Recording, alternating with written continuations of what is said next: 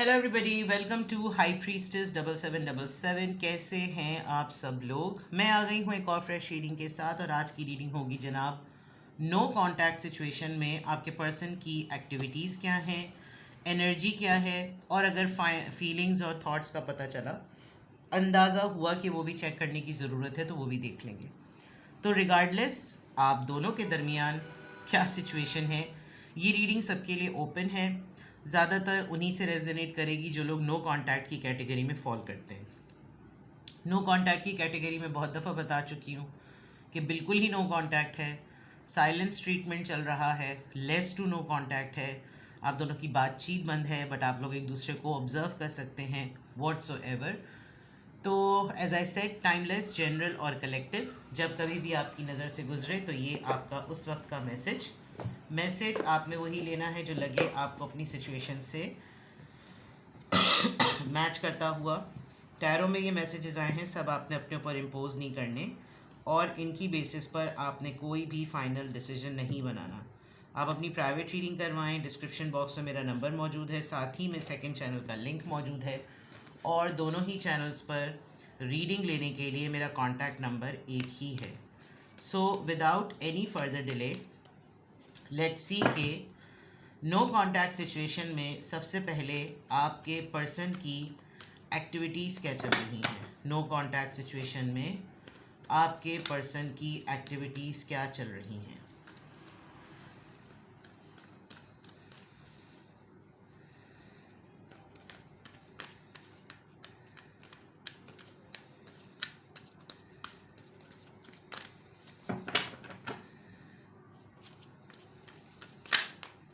No contact situation, your person's activities, fake smiles, love triangle, third party, multiple lovers and choices. Misunderstandings तो बहुत clear नज़र आ रही है and gossip भी लग रहा है रूमर्स काफ़ी हैं। नो कॉन्टैक्ट सिचुएशन में आपके पर्सन की एक्टिविटीज़ क्या हैं। ग्रुपी,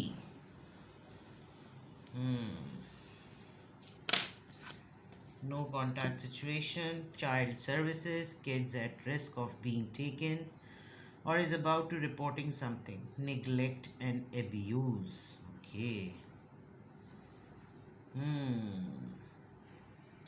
आप या आपके जो पर्सन हैं जिनके लिए आप ये रीडिंग देख रहे हैं, आप दोनों में से कोई एक सिंगल पेरेंट है। सिंगल पेरेंट होते हुए शायद अभी आपकी लाइफ में कोई नया पर्सन है। आपके पर्सन की एक्टिविटीज़ अगर मैं रिस्ट्रिक्टली इसको बिल्कुल रिस्ट्रिक्ट कर दूं कि इस वक्त सिर्फ और सिर्फ मुझको आपके पर्सन की एक्टिविटीज़ पता चलें जो कि नो कांटेक्ट में है, तो थोड़ा सा मुश्किल ही हो रहा है क्योंकि फ़िल्टर लगा हुआ है यहाँ पर। और फ़िल्टर ऐसा लगा हुआ है कि आप खुद अपनी रीडिंग देखते हुए आप कुछ अपनी भी एनर्जी इसमें एक्सचेंज कर रहे हैं। तो कुछ मुझे आपका भी साइट नज़र आ रहा है। वेल, डीपी बदली है, डीपी चेंज की है, काफ़ी सारे दूसरे लोग डीपी देख सकते हैं, आप सिर्फ डीपी को हाइड किया हुआ है, कुछ ऐसा मामला ज़रूर है। पता नहीं ये ऑप्शन होता है या नहीं होता, लेकिन शायद ऐसा लग रहा है। और किसी इवेंट पर, किसी ऐसे इवेंट पर अपनी तस्वीर खिंचवाई है जो कि जिससे आदमी प्रोवोक हो सवाल पूछने के लिए कि ये कहाँ की तस्वीर है या इसकी लाइफ में क्या हुआ है।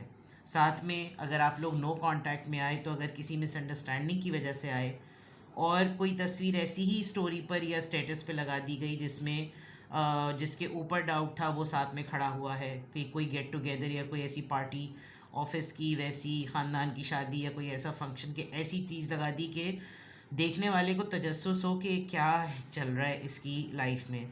प्लस अपनी एक्टिविटीज़ को बहुत लाउडली और बहुत ऑब्वियस कर रहे हैं, पार्टीज़ कर रहे हैं, हैंग आउट कर रहे हैं, कुछ ऐसे दोस्तों के साथ भी मिल रहे हैं जिनमें से कोई एक आध आपको पसंद नहीं है, उसके बावजूद इन्होंने शो ये करना कि I am happy without you. तो वो वाली भी कोई ऐसी चीज़ है जो कि इनकी एक्टिविटीज़ में नज़र आ रही है।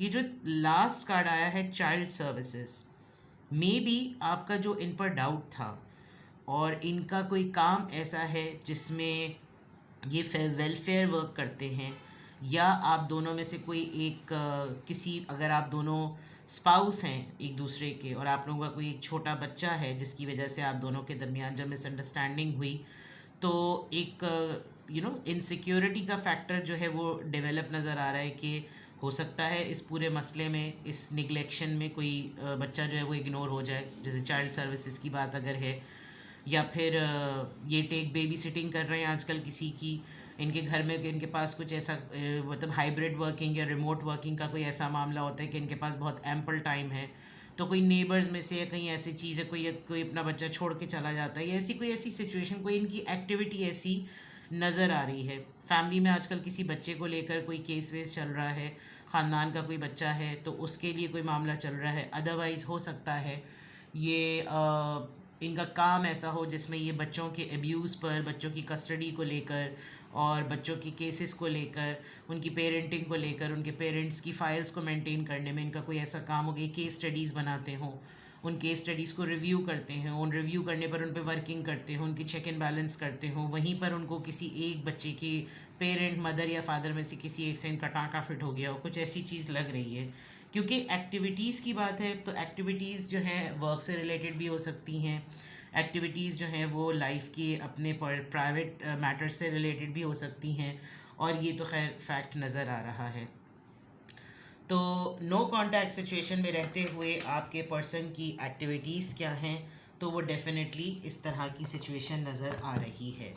नाउ लेट्स सी कि नो कांटेक्ट सिचुएशन में रहते हुए आप दोनों के दरमियान सिचुएशन और रिलेशनशिप स्टेटस या मैटर किस तरह की सिचुएशन है। नो कांटेक्ट सिचुएशन आप लोगों के रिलेशनशिप की सिचुएशन, बाज़ दफ़ा नो कांटेक्ट बिल्कुल बड़े ही इंटेंसिफाइंग होते हैं। No contact situation,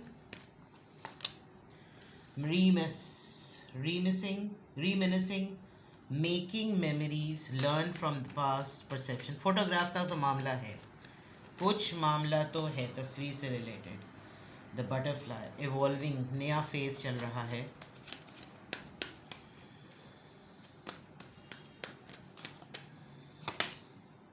cupids arrow, ऐसा है लग रहा है कि जैसे ये खुद एक सिंगल पेरेंट के थ्रू या तो इनकी परवरिश हुई है, तरबियत हुई है, तो वही चीज़ यहाँ पर हीलिंग इनर चाइल्ड, और वहाँ kids at risk of being taken और इज़ अबाउट टू, तो शायद वही चीज़ इनके दिमाग में है।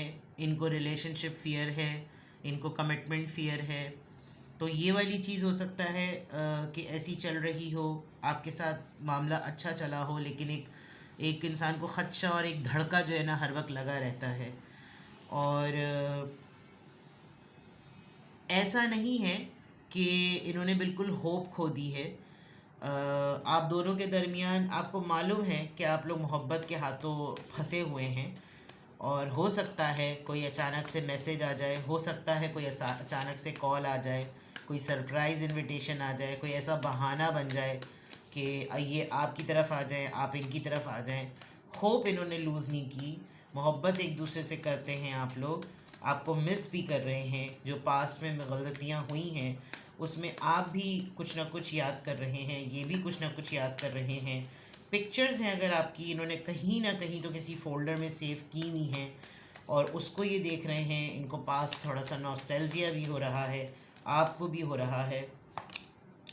Cutting down, separation, stop the pattern, silent treatment. आप मैंने कहा था ना कैटेगरी है नो कांटेक्ट की, तो नो कांटेक्ट की कैटेगरी में जो साइलेंट ट्रीटमेंट है वो बिल्कुल क्लियर नज़र आ रहा है कि शायद अब ये इस चीज़ को ख़त्म करना चाहते हैं कि बस अब ये पैटर्न ख़त्म करो, या तो बातचीत रखो या फिर लाउड एंड क्लियर इस रिश्ते को ख़त्म करो। ये चीज़ें सही नहीं हैं कि हर वक्त हमको यही दूसरे की तरफ से धड़का लगा रहे कि कब हम एक होंगे, कब हम जो है वो अलग हो जाएंगे। तो ये चीज़ें थोड़ी सी ब्लॉक करो, ख़त्म करो और इनको स्टॉप कर दो। Cutting ties, moving on, receive what you need, progressing and arriving. मतलब हर चीज़ बहुत ही बैक एंड फोर्थ है, progression and then arriving, receive what you need, move on करना, टाइज कट करना। अगर तो इस सिचुएशन में इतना मामला आगे बढ़ गया है कि आपके नो कांटेक्ट होने से पहले आप दोनों के दरमियान ये बात तय हुई थी कि अब की दफ़ा अगर तुमने कुछ ऐसा किया तो मैं, मेरे जाने के दिन करीब आ रहे हैं, मैंने बाहर के लिए अप्लाई किया हुआ है और मैं यहाँ से चला जाऊँगा या ये मैं यहाँ से चली जाऊँगी, कोई ऐसी सिचुएशन आप दोनों के दरमियान हुई थी और आप दोनों में से किसी एक ने कोई किसी को वार्न किया था कि देखो नहीं करना ये, वरना मैं, अब की दफ़ा तुमने ऐसा किया तो फिर वापस आना बहुत मुश्किल होगा। और ऐसा शायद हो रहा है कि अब जो गिराहें थीं, अब जो चीज़ें थीं जो बांध के रखती थीं, वो उसको शायद ये काट दें, आप काट दें, ये काट दें, बिकॉज सेपरेशन आप लोगों की हुई भी है। या तो कोई डिलिब्रेट एफर्ट हो कि ख़त्म करो इस बात को, ये साइलेंट ट्रीटमेंट, जब बार बार इतना साइलेंट ट्रीटमेंट होता है, इतना कम्युनिकेशन गैप आ जाता है, तो फिर मिसअंडरस्टैंडिंग ज़्यादा बढ़ती हैं। जब मिसअंडरस्टैंडिंग ज़्यादा बढ़ती हैं तो थर्ड पार्टी फ़ायदा लेती है, जो यहाँ लिखा हुआ भी नज़र आया है। और उसके बाद लोग कच्चे रिश्ते को तोड़ने की और एफ़र्ट करते हैं।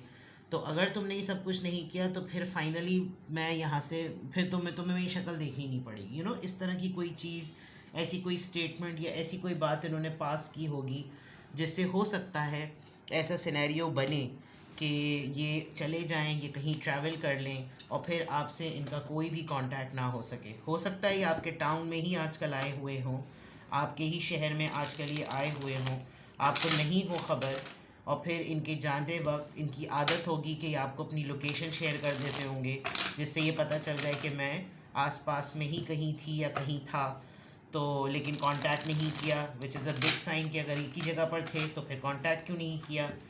तो ये वाली चीज़ें लग रहा है कि ऐसी सिचुएशन आप दोनों के दरमियान हुई भी है, आप दोनों के ईगो क्लैशेस हुए हुए हैं या क्या मसला हुआ हुआ है, लेकिन ऐसा लग रहा है कि जानबूझ के आप लोग एक दूसरे से बात करना नहीं चाह रहे। नो कांटेक्ट सिचुएशन में आप दोनों के दरमियान, अब मैं टैरो से चेक करती हूँ, 4 of swords, then emperor. Ego clashes की मैंने बात की और ईगो यहाँ पर नज़र आ रही है।